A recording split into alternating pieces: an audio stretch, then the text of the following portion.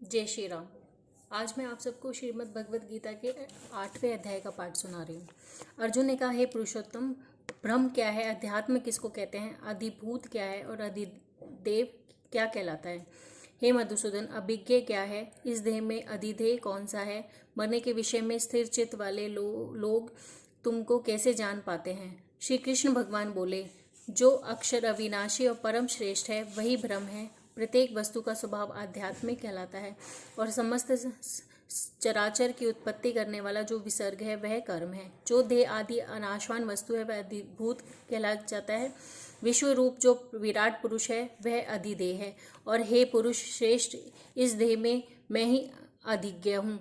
अंतकाल में जो मेरा ध्यान करता हुआ शरीर त्यागता है वह निसंदेह मेरे स्वरूप को पाता है। हे कुंती पुत्र, अंत समय मनुष्य जिस वस्तु का स्मरण करता हुआ शरीर त्यागता है वह उसी को पाता है। इस कारण तुम सदैव मुझ में ही मन लगाकर मेरा ही स्मरण करते हुए संग्राम करो और निसंदेह तुम मुझको में आ मिलोगे। हे पार्थ, अभ्यास रूप योग से युक्त हो दूसरी और न जाने वाले मन में से सदा चिंतन करता हुआ पुरुष परम आदि दिव्य पद को ही प्राप्त होता है। अतएव जो अंत समय में मन को एकाग्र कर भक्ति पूर्वक योगाभ्यास के बल से दोनों बाहों के मध्य भाग में प्राण को चढ़ाकर सर्वज्ञ अनादि संपूर्ण जगत के नियंता, सूक्ष्म से भी सूक्ष्मतर, सबके पोषक, अचित्य स्वरूप, सूर्य के समान प्रकाशवान, तमोगुण से रहित परम पुरुष का ध्यान करता है वह उसको मिलता है। वेद के जानने वाले जिसको अक्षर कहते हैं, वीतराग होकर सन्यासी जिसमें प्रवेश करते हैं तथा जिसको चाहने वाले ब्रह्मचर्य का आचरण करते हैं, उस परम पद को तुम से संक्षेप में कहता हूँ। जो सब इंद्रिय द्वारों को रोककर मन को हृदय में धारण कर प्राण को मस्तक में ले जाकर समाधि योग से स्थित ओम इस अक्षर का उच्चारण करता हुआ देह को त्यागता है, उसे मोक्ष रूप उत्तम गति प्राप्त होती है। हे पार्थ, जो मुझ में ही मन लगाकर नित्य प्रति मेरा स्मरण करते हैं उन सदैव स्मरण करने वाले योगियों को मैं बहुत सुलभ रीति से प्राप्त होता हूँ। मुझको प्राप्त होने पर परम सिद्धि को प्राप्त करने वाले महात्मा गण फिर यह जन्म नहीं धारण करते जो नाशवान और दुख का घर है। हे अर्जुन, ब्रह्मलोक पर्यंत जितने लोग हैं वहां से लौटना पड़ता है, परंतु इनमें मिलने से फिर जन्म नहीं होता है। भरतवर्ष, जिस काल में योगी जन देह छोड़कर फिर नहीं लौटते और जिस काल में लौटकर आते हैं वह काल बतलाता हूँ। जिस काल में अग्नि प्रकाश दिन शुक्ल पक्ष हो, ऐसे उत्तरायण के 6 महीने में मृत्यु को प्राप्त होते हैं।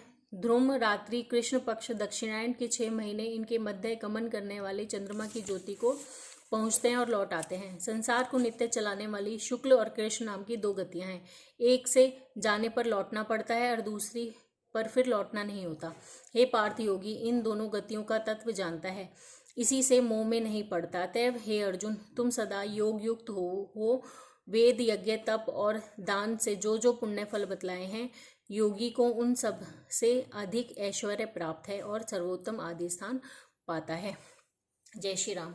ये गीता के 8वें अध्याय का समाप्त हुआ और मैं आपसे एक और आखिर में एक और आपसे विनती करना चाहती हूँ, एक और बात आपसे कहना चाहती हूँ कि हम मन में कभी भी ऐसा भाव नहीं लेके आएँ कि हम कभी भी मंदिर ना जाएं, परमात्मा को कभी नहीं छोड़ें। चाहे हमें ऐसा लगता है कि हमने परमात्मा को प्राप्त कर लिया है, फिर भी हमें परमात्मा को कभी भी नहीं छोड़ना चाहिए। कभी हमें ये विचार नहीं लेकर आना चाहिए मन में कि हम कभी मंदिर ना जाएं या उनके दर्शन ना करें। हम लोगों के साथ अच्छे कर्म करें, अच्छे विचारों को रखें, हम लोगों की मदद करें, निस्वार्थ सेवा भी करें ना, फिर भी हमें मन में नहीं लेकर आना चाहिए हम परमात्मा के पास ना जाएं, क्योंकि फिर सिर्फ वही हमसे सबसे बड़ा सर्वोत्तम सर्वश्रेष्ठ सिर्फ परमात्मा है। और उनकी दर्शन हमेशा करना, उनकी शरण में हर समय रहना, उनका ध्यान लगाना, ध्यान में उनके रहना, ये कभी नहीं भूलना चाहिए। कभी उस चीज़ से उससे हमें दूर नहीं जाना चाहिए। अगर हम ही अपने मन में ऐसे विचारों को लेके आएंगे तो हमारी जो आने वाली पीढ़ी है वो फिर उसमें और शॉर्टकट अपना लेंगी और कुछ कट कर लेंगी। इसलिए सबसे अच्छा यही होता है कि हम कुछ भी शॉर्टकट ना करें, कुछ भी शॉर्टकट ना अपनाएं और हमारे आने वाली पीढ़ी को भी सही ज्ञान दें, सही शिक्षा दें और उनको भी सही रास्ता, सही मार्ग दिखलाएं कि परमात्मा को नित्य जीवन में कभी भी एक क्षण के लिए भी कभी विचार मन में ना लेकर आएं कि हम उससे दूर रहें, उनकी शरण में ना जाएं, उनकी शरण में अवश्य जाएं। जय श्री राम।